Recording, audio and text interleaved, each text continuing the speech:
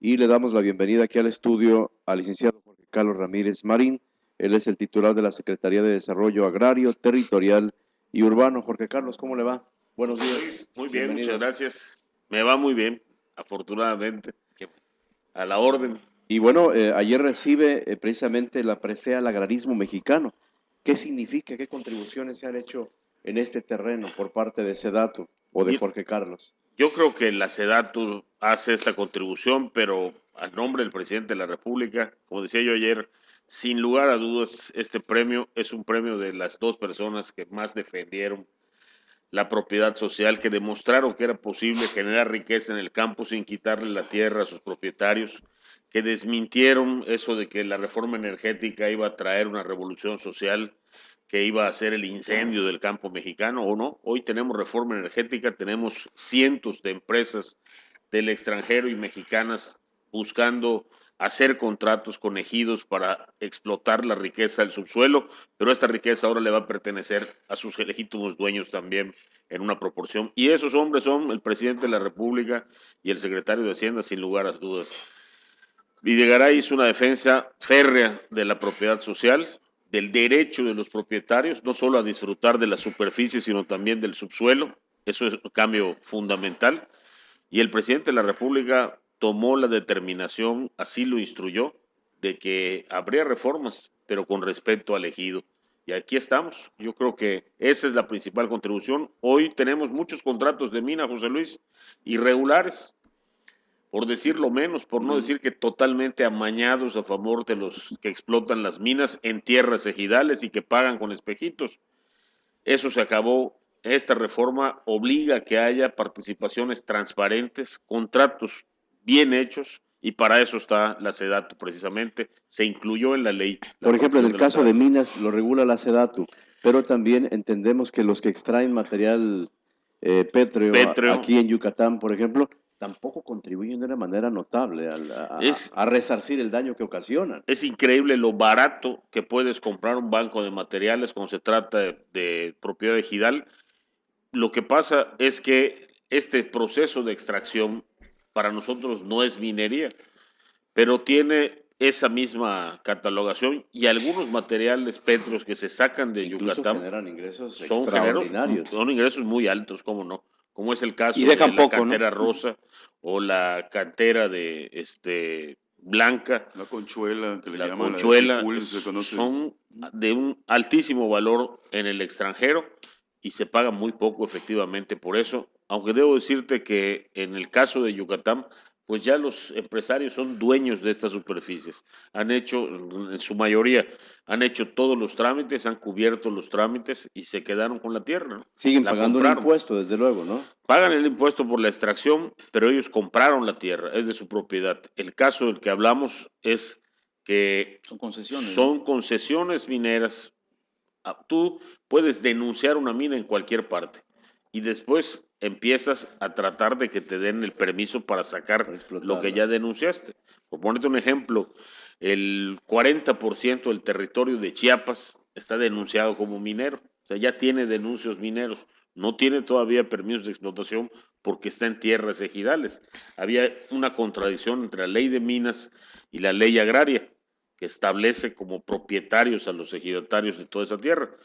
Todo esto se subsana con contratos muy claros, pero ahora, cuando tú tengas uno de estos asuntos, tienes que ir a la SEDATU también a decirle, oiga, quiero hacer un contrato con el ejido fulano de tal. Y eso es muy positivo porque nos permite, primero, tener mucho más control, segundo, mejor información, y tercero, la intervención va a ser oportuna, no cuando ya existe un conflicto. Y que el legítimo dueño reciba realmente lo que merece, ¿no? Hoy hay contratos, José Luis, que pagan la extracción de materiales ferrosos, de materiales de un altísimo valor, con balones, uniformes, construcción de aulas, simiente, una cancha deportiva, o sea, totalmente irregular, cuando lo que tienes que pagar es un porcentaje en pesos. Tienes que pagar un porcentaje sobre lo que estás ganando tú de esa mina. Y además, por supuesto, el compromiso de la remediación del terreno. Considerábamos absurdo, por ejemplo, que te diera Conagua una concesión inicialmente, ¿no? por explotar un pozo de agua, hoy cualquiera paga por ello, ¿por qué no una mina? Sí, así estaba. O sea, todo el mundo Así tenía funcionaban las concesiones, cosas, así ¿sí? funcionaba. Estos cambios, voy a ponerte un ejemplo, la creación del Fondo Especial para Estados y Municipios Mineros, se calcula que tendrá este año más de 3.500 millones de pesos como aportación de las minas a este fondo. Es el impuesto que pagan de acuerdo a la ley de ingresos especial, que no se va a la federación, se va directamente a este fondo. Y se divide proporcionalmente entre los municipios y los estados mineros. El 75% va al municipio. Hay un municipio que recibirá más de 300 millones de pesos. Si tuvieras las condiciones en que está este municipio, pues para empezar hay que hacerlo todo otra vez. Las casas se hunden porque la mina ya llegó hasta la parte de la población y hay hundimientos en escuelas, casas. Esto se va a poder resolver ahora con esta aportación. Jorge Carlos Ramírez Marín y Guerrero, donde ustedes están apoyando a la reconstrucción de esa entidad después del paso de aquellos huracanes. Y luego hay una calle que se llama Paseo de Montejo. El Paseo de Montejo de la Pintada. De la Pintada.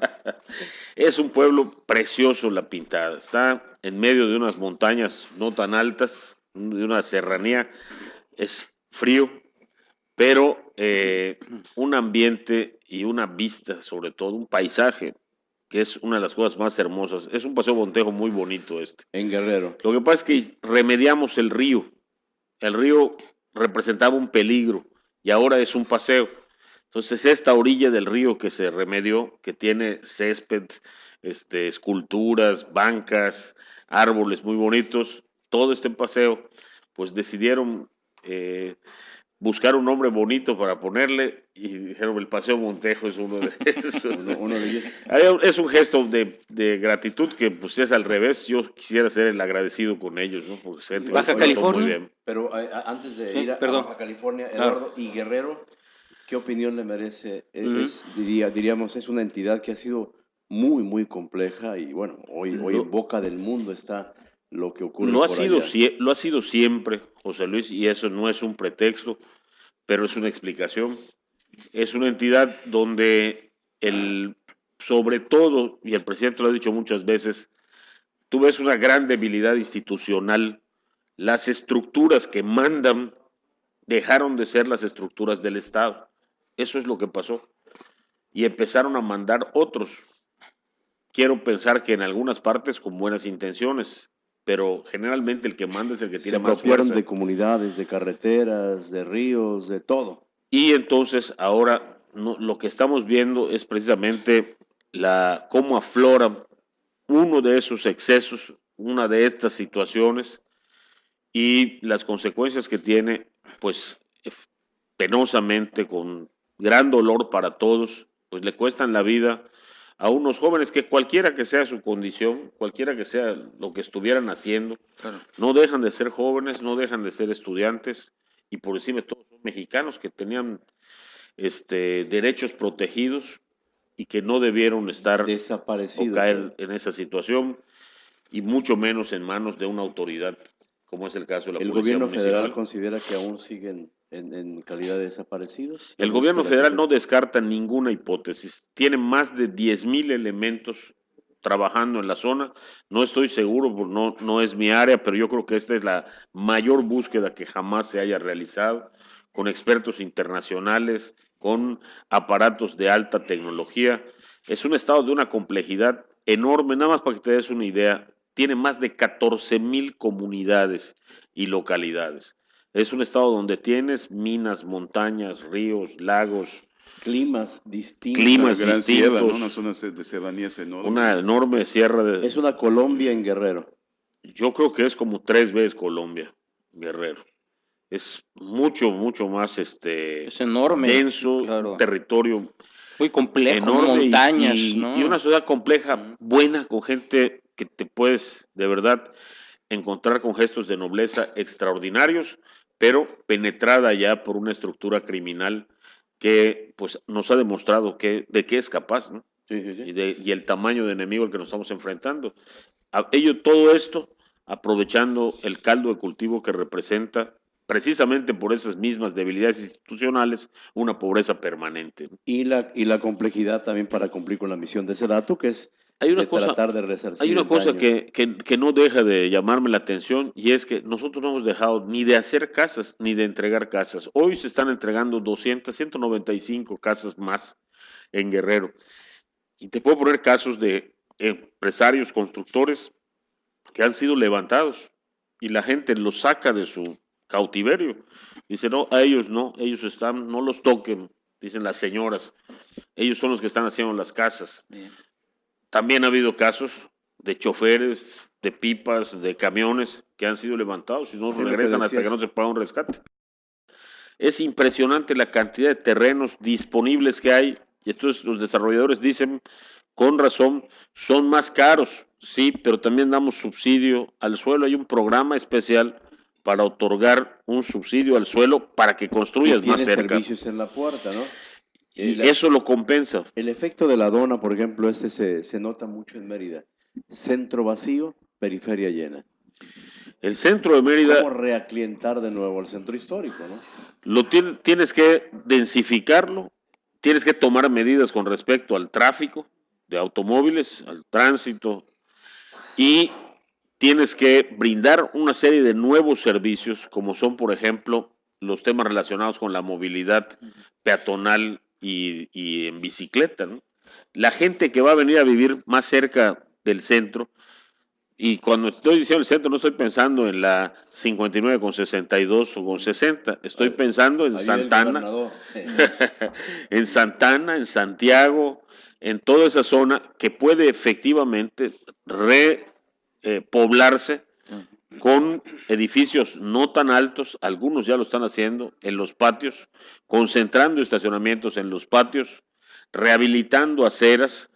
Y a mí, ayer que salía esta magnífica actividad que es el Paseo de las Ánimas, veía una ciudad que me preocupa por el número de casas deterioradas, de fachadas humedecidas, a punto de caerse Sí. muchas, Arepa. y la cantidad de casas en venta en la 59, en la 56, en la Avenida Colón.